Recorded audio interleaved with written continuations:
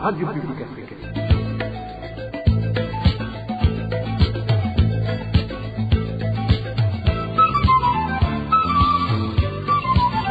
Radio Publique Africaine.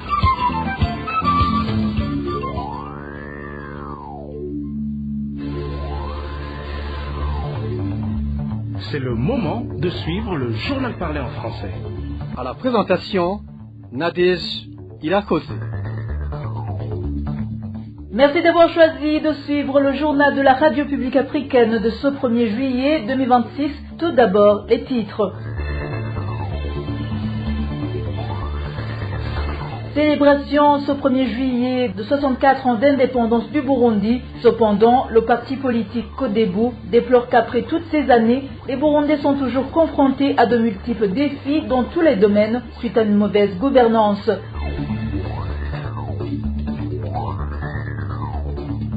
La loterie nationale du Burundi est trempée dans une affaire de graves malversations économiques et une corruption à grande échelle, ce qui cause une perte énorme d'argent au trésor public.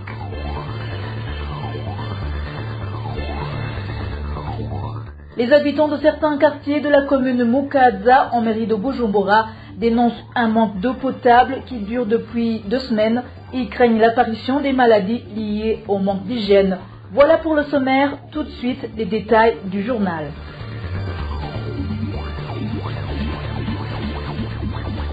Bonsoir et bienvenue, ouvrons ce journal par la page économie. La loterie nationale du Burundi, la LONA, souffle le chaud et le froid dans une affaire de graves malversations économiques et une corruption à grande échelle. Dans une sortie médiatique de vendredi dernier, le directeur commercial de la LONA, Félicien Dolichima, a fait une fuite en avant en déclarant qu'il existe des sociétés des jeux d'argent qui travaillent dans l'illégalité et font perdre énormément d'argent au trésor public. Pourtant, alertent nos sources au ministère du Commerce, cette situation perdure, mais aucune sanction n'a jamais été prise à l'égard des contrevenants. C'est un dossier de nos collègues Walter Kwizera et Bob Lugulika.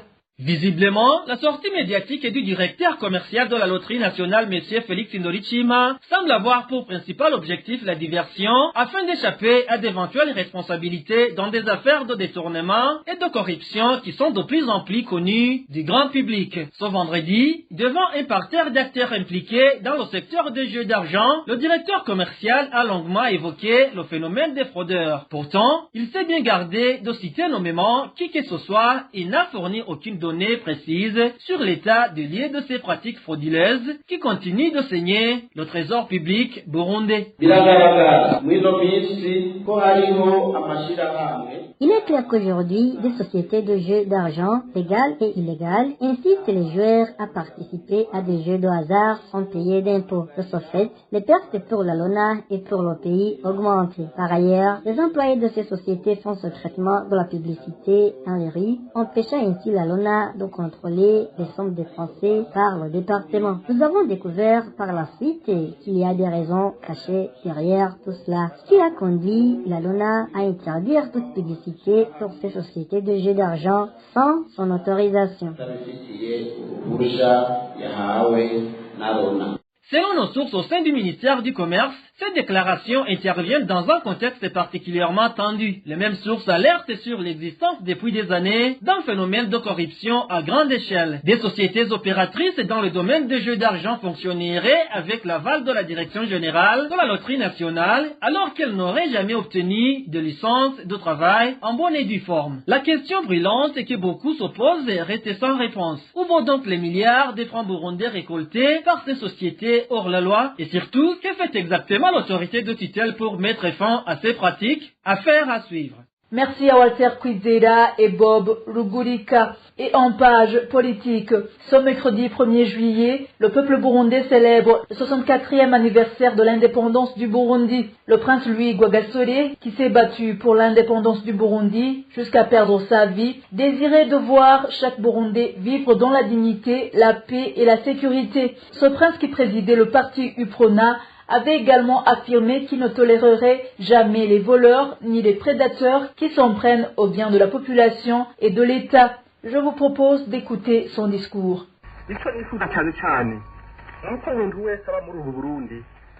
Ce que je souhaite avant tout, c'est que chaque personne vivant au Burundi puisse vivre en paix avec le cœur serein.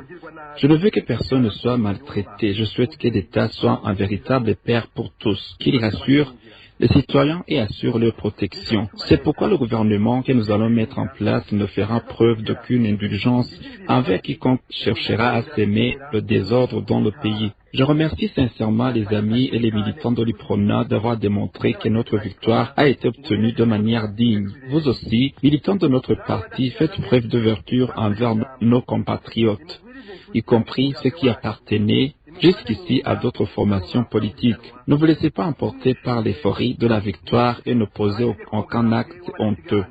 Les responsables du parti de Badasigana devront montrer à tous ses membres que ce parti est fondé sur la dignité, la bonne conduite et les bonnes relations avec tous.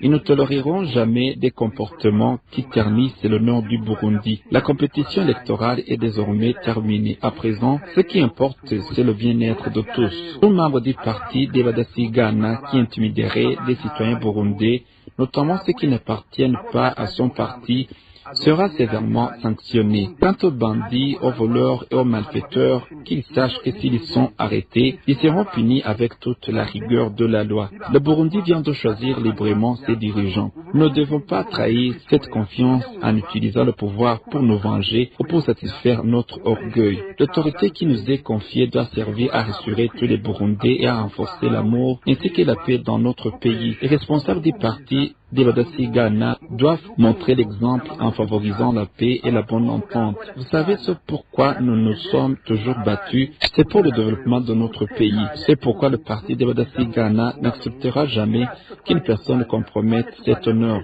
Nous allons désormais prendre notre destin en main, car nous avons atteint la maturité. Toutefois, nous continuerons toujours à suivre l'exemple de ceux qui nous ont éduqués, notamment dans le respect et l'amour du prochain. Vous pourrez vous en réjouir si vous en êtes heureux. Réjouissons-nous tous ensemble. C'était le prince Louis Gwagasori. L'unité des Burundais a été détruite par les colonisateurs. C'est ce qu'a déclaré ce mercredi le président de la République du Burundi à l'occasion de la célébration du 64e anniversaire de l'indépendance du pays. Lors des cérémonies organisées au stade Intwari à Bujumbura, Evariste Ndayishimiye a affirmé que certains Burundais continuent de se comporter comme des mercenaires. Il a également dénoncé l'attitude d'un groupe de Burundais qui, selon lui, préfèrent critiquer les actions du gouvernement plutôt que de donner des propositions. Je vous propose de l'écouter. Ils ont détruit notre unité. Autrefois, les Burundais étaient unis. Ils croyaient en un seul Dieu, avaient un seul roi, chacun avait son rôle et nous tirions tous dans le même sens. Mais depuis que notre pays nous a été arraché, c'est comme si celui qui recevait en petit le pan de terre le considérait comme sa propriété personnelle. Celui qui n'a pas le sens dans le leadership ne peut pas diriger les autres comme un leader. Lorsqu'on ne dirige pas comme un leader, il y a des mésententes, cela nous a beaucoup affectés. Il y a aussi une autre chose qui nous a marqué, l'esprit de travailler comme si l'on travaillait pour quelqu'un d'autre, au lieu de travailler pour développer notre pays. Aujourd'hui encore, les problèmes de pauvreté auxquels nous faisons face viennent du fait que nous ne voulons pas travailler comme des personnes qui œuvrent pour leur propre compte afin de faire progresser notre pays. Il y en a encore qui se comportent comme des mercenaires, comme s'ils travaillaient pour quelqu'un d'autre. D'ailleurs, regardez, lorsqu'ils rencontrent des difficultés, c'est chez leurs anciens colonisateurs qu'ils vont chercher refuge. Il y a aussi des Burundais, vous les entendrez, au lieu de faire des propositions, ils se plaignent. Au lieu de s'approcher des dirigeants, ils vont inciter la population à se soulever contre les autorités. Tout cela montre les séquelles que la colonisation nous a laissées. La première chose à faire est de nous réconcilier, de renforcer l'unité qui a toujours caractérisé les Burundais. C'est pourquoi nous demandons que toute la vérité sur ce qui s'est passé soit mise au grand jour, afin que nous puissions nous en débarrasser et que cela appartienne au passé. Construisons un nouveau Burundi où les Burundais vivent en harmonie. La deuxième chose est de bien comprendre que le Burundi appartient au Burundais. Aucun étranger ne peut prétendre en être le propriétaire. Nous devons donc travailler sans nous laisser intimider, car personne ne demandera des comptes. Récoltons les fruits d'un champ fertile qui nous appartient à tous. Il en est de même pour les minéraux. Pendant un temps, ils avaient été cachés, mais nous les avons retrouvés. Le parti Codebu déplore qu'après 64 ans d'indépendance du Burundi, il y a toujours certains citoyens qui sont exclus par leurs compères malgré le départ des colons blancs. Dans une déclaration sortie ce 1er juillet, Kefa Nivizi, président du dit parti, revient sur les fraudes électorales observées comme cela s'est passé dans l'histoire et dénonce d'autres manquements enregistrés dans différents domaines de la vie du pays. Suivez plutôt Kefa Nivizi, président du parti Codebu. 64 ans après l'indépendance, nous constatons que certains dirigeants se comportent encore comme des corons, où on peut dire que le coron blanc est parti, mais le coron noir serait venu. Et c'est vrai que nous avons des dirigeants du pays basés au sommet, mais quand vous regardez les domaines, il y a lieu de s'inquiéter, notamment en politique. Nous constatons toujours qu'il y a des citoyens burundais qui sont encore exclus, comme n'étant pas des citoyens tout entiers, et même les élections qui sont organisées, il y a des fraudes qui sont plus intenses que celles qu'on a observées au moment où le PDC était soutenu par des corons. Donc la tricherie exercée dépasse celle que les corons avaient initiée. Les gens sont exclus, c'est que les corons le faisaient encore. Dans le domaine économique, on assiste à des pillages systématiques, de telle sorte que certains dirigeants sont venus piller le pays et pour aller monter des projets à l'extérieur du pays avec de l'argent qui a été pillé. Dans le social, il est étonnant que 64 après l'indépendance, notamment les capitales économiques et politiques n'ont pas des infrastructures en matière d'assainissement, de l'eau et d'électricité encore suffisantes. Et l'éducation, nous vivons encore une période de tâtonnement, on change de temps en temps et l'éducation recule parce qu'effectivement, les autorités ne prennent pas du temps suffisant pour définir des orientations claires et pouvoir bâtir des systèmes éducatifs bien bâtis, bien adaptés aux réalités du pays. Donc, ce que nous demanderions effectivement pour renforcer l'indépendance que nous avons acquise douloureusement, il faut des dirigeants qui sont capables de considérer tous les Burundais comme des citoyens tout entiers, qui se préoccupent de la vie du pays et de la vie des citoyens, au lieu d'avoir des dirigeants qui se comportent comme des corons, qui viennent prendre des biens ici pour les emporter dans d'autres pays. À présent, page droits de l'homme, la crise et les entretueries qui s'observent au Burundi à partir de la situation post-électorale de 2015 peuvent prendre une armure plus amplifiée après les élections présidentielles de 2027. Inquiétude du rapporteur spécial de l'ONU sur la situation des droits de l'homme au Burundi. Gaëtan Zongo parle d'une mascarade de violence entretenue par les jeunes Imbonerakure affiliés au parti au pouvoir, le CNDD-FDD. Suivez. Le Burundi traverse une crise profonde des droits humains depuis avril 2015. Le pays est dans un cycle électoral qui a débuté en juin 2025 et cumulera avec les présidentielles de 2027. Les élections de 2025, remportées par le parti au pouvoir avec 96,5% des suffrages, se sont déroulées dans un contexte d'intimidation et d'arrestation arbitraire. La militarisation accrue des Imbonerakure, dont des formations paramilitaires ont été documentées dans plusieurs provinces, accroît le risque de violence à l'approche de 2027.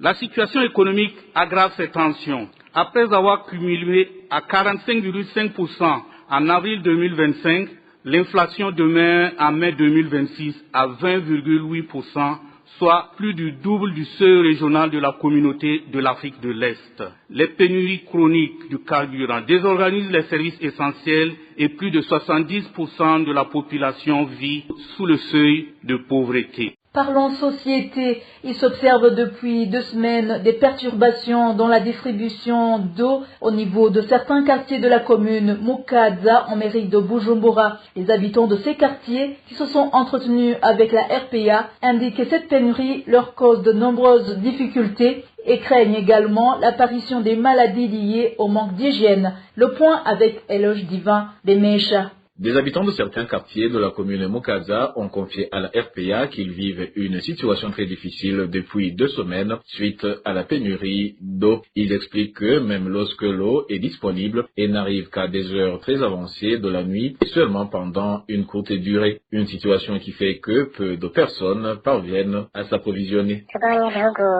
Nous, habitants de différents quartiers comme Jabé, Giza et Nyakabiga, faisons face à une pénurie d'eau récurrente depuis 2 semaines, même lorsque l'eau est disponible, elle ne coule que pendant 30 minutes au maximum, et cela à des heures très avancées de la nuit. Peu de personnes parviennent à en puiser car la plupart dorment à ce moment-là. Les robinets publics sont également à sec et nous ne pouvons même pas aller puiser de l'eau dans les rivières car cela est interdit.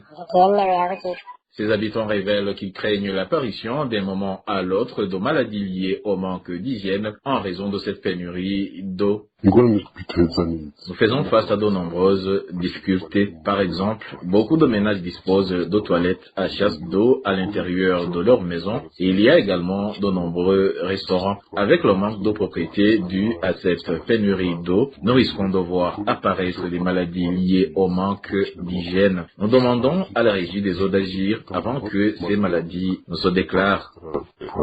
La rédaction de la radio publique africaine a contacté la Régie des eaux afin d'obtenir sa réaction aux doléances exprimées par ses habitants, mais jusqu'à présent, elle n'a donné aucune réponse. Merci Eloge Divin de Necha. Dernier dossier de ce journal. Depuis ce mardi, une campagne nationale d'inspection a été lancée afin d'évaluer l'état d'avancement des mesures relatives au respect des règles d'hygiène et d'assainissement à l'issue du délai qui avait été accordé dans la ville de Bujumbura. Ces opérations ont été conduites par 4 ministres. Les détails avec Hervé Niouire. L'application des sanctions prévues dans le cadre de la mise en œuvre du programme national d'hygiène et d'assainissement a officiellement débuté ce mardi, le 30 juin, dans la ville de Bujumbura, sous la conduite de 4 ministres. Le ministre de la Santé publique, le ministre des Infrastructures, le ministre de la Communication ainsi que le ministre de l'Intérieur, du Développement communautaire et de la Sécurité publique. Au cours de leur tournée dans les communes de Mukaza, Mugere et Nahangwa, qui composent la province de Bujumbura, le ministre se sont notamment rendus à l'usine Afritextile, anciennement connue sous le nom de Kotebu, située dans la commune de Nahangwa. Ils y ont constaté que cette entreprise n'avait pas encore aménagé l'entrée de ces installations en la recouvrant de pierre ou de béton, comme l'exigent les nouvelles mesures. Ils ont également observé que les eaux usées de l'usine s'écoulaient sur la voie publique. À la suite de ce constat, l'usine a été condamnée à une amende de 5 000 francs burundais pour ne pas avoir aménagé l'entrée de ces locaux et à une seconde amende de 500 000 francs burundais pour le déversement des eaux usées sur la chaussée. Les ministres ont précisé que l'objectif principal de cette réglementation sur l'hygiène et l'assainissement n'est pas de sanctionner les citoyens, mais de faire comprendre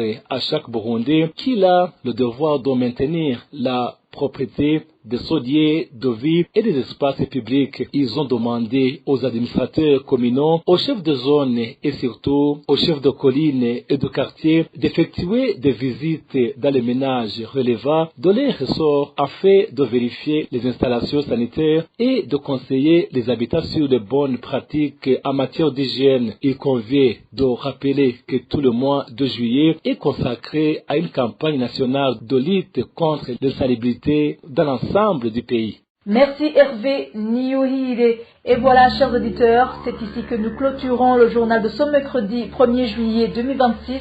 Merci de votre attention. Merci également à tous mes collègues pour le travail accompli. Bonne fête de l'indépendance à tous les Burundais.